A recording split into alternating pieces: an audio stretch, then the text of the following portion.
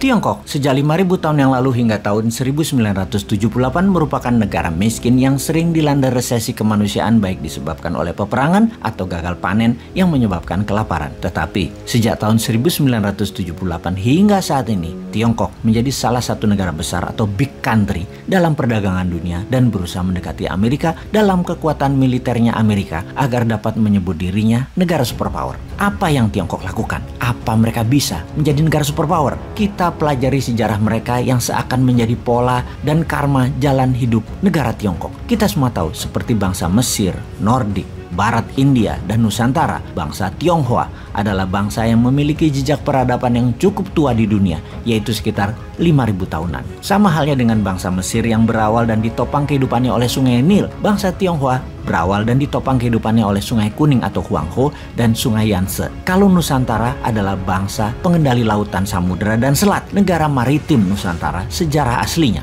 Tiongkok selama ribuan tahun dipimpin oleh raja-raja dan dinasti. Pertama, Tiongkok dinastinya adalah Xia sekitar 2070-an hingga 1600 sebelum Masehi. Penggantinya adalah dinasti Shang 1600 sebelum Masehi hingga 1046 sebelum Masehi. Kemudian diganti oleh Zhou yang merupakan dinasti terlama dalam sejarah Tiongkok, yaitu sekitar 790 tahun dari 1046 hingga 256 sebelum Masehi. Setelah dinasti Zhou runtuh di tahun 256 sebelum Masehi, timbullah kerajaan kecil-kecil yang senantiasa saling berperang, dan di dalam saling berperang itu mereka acap kali juga saling bersekutu untuk mengalahkan kerajaan lain. Dan setelah menang, biasanya persekutuan itu pecah dan berbalik menjadi permusuhan. Masing-masing mencari sekutu lain dari negara lain dan saling serang lagi. Pengganti dinasti Qin adalah dinasti Han dari 206 sebelum Masehi hingga 220 Masehi yang didirikan oleh seorang pemimpin rakyat petani biasa yang bernama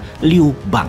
Han adalah nama suku bangsa mayoritas di Tiongkok. Dinasti Han meredup sekitar tahun 220, maka negara terpecah menjadi tiga, yaitu negara Su dipimpin Liu Bei, negara Wei dipimpin Cao Cao, negara Wu dipimpin oleh Sun Quan. Inilah kisah roman Samkok yang berlangsung dalam periode ini yang selalu saling berperang dan tuntas pada tahun 280 dengan berdirinya dinasti Jin 265 hingga 420 Masehi sebagai pengganti dinasti Han.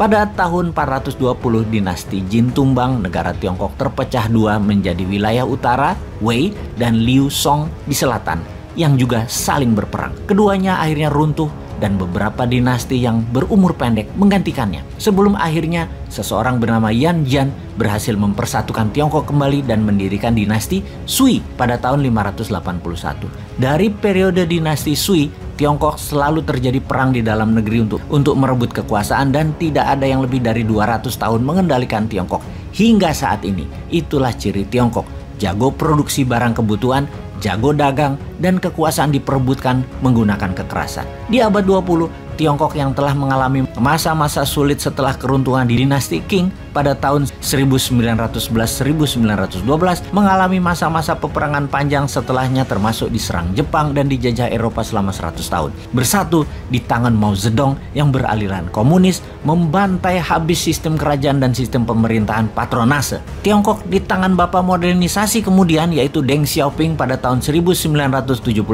mulai menggeliat dari tidur panjangnya. Deng mempunyai visi dan misi jelas, yaitu membuat Tiongkok menguasai dunia dan mulai menjalankan program-programnya, yaitu membuka diri dan memodernisasikan Tiongkok dalam segala bidang, terutama bidang ekonomi, bidang militer, dan teknologi tinggi. Selama 4 dekade terus-menerus, Tiongkok di masa kini telah menjelma menjadi negara adidaya baru yang kemampuannya dalam segala bidang sejajar dengan Amerika. Belum pernah terjadi dalam sejarah sebuah bangsa di dunia seperti yang sekarang sedang terjadi dilakukan oleh bangsa Tiongkok, di mana di tahun 1978, Tiongkok adalah salah satu negara termiskin dan terbelakang. Hanya dalam tempo 40 tahun saja telah merubah menjadi negara adidaya dan menjelma menjadi raksasa ekonomi dunia. Kekuatan militernya meningkat dan menguasai hampir seluruh teknologi tinggi di dunia. Tiongkok kedepannya bercita-cita mengungguli Amerika Serikat dalam berbagai bidang dan akan menjadikan dirinya negara terbesar dan terkuat di dunia. Itulah Zhongguomeng atau China Dream yang diprakarasai oleh Xi Jinping, presiden saat ini. Lalu Indonesia ke depannya bagaimana? Pastinya jangan terpesona dengan Tiongkok dan jangan mau jadi babunya Tiongkok. Juga jangan terpesona dengan penghisap darah yaitu Amerika. Tiongkok akan jadi negara yang selalu berperang di dalamnya.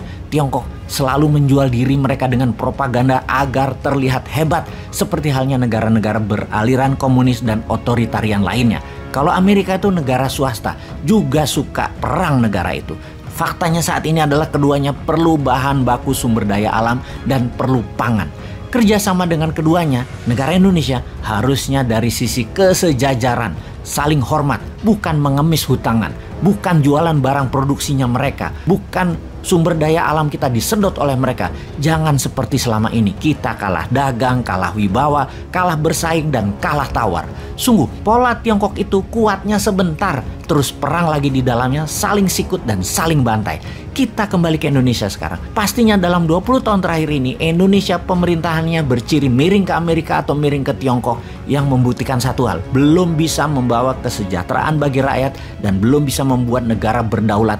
Salah satunya adalah belum bebas hutang. Tidak ada satupun pejabat dan pemerintahan yang terbukti membuat bangsa dan negara Indonesia menjadi negara besar sejajar dengan keduanya atau menjadi lebih kuat dari keduanya. Bahkan calon yang akan bertanding di 2024 nanti pun tidak punya visi dan misi tersebut, yaitu membuat Indonesia menjadi negara superpower 2045. Sungguh, Indonesia perlu orang semacam Deng Xiaoping, perlu Gajah Mada baru yang punya kapasitas level dunia, punya kemampuan level dunia, punya visi dunia, dan punya tim yang mendedikasikan dirinya untuk membangun bangsa dan negara agar bukan lagi menjadi negara penghutang, bukan lagi menjadi negara tunduk dalam aturan asing, bukan menjadi bangsa babu dan bangsa kuli. Siapakah mereka yang harus duduk dan menjabat yang membuat Indonesia berdaulat dan perkasa itu? Rasanya hanya kaum Newman deh.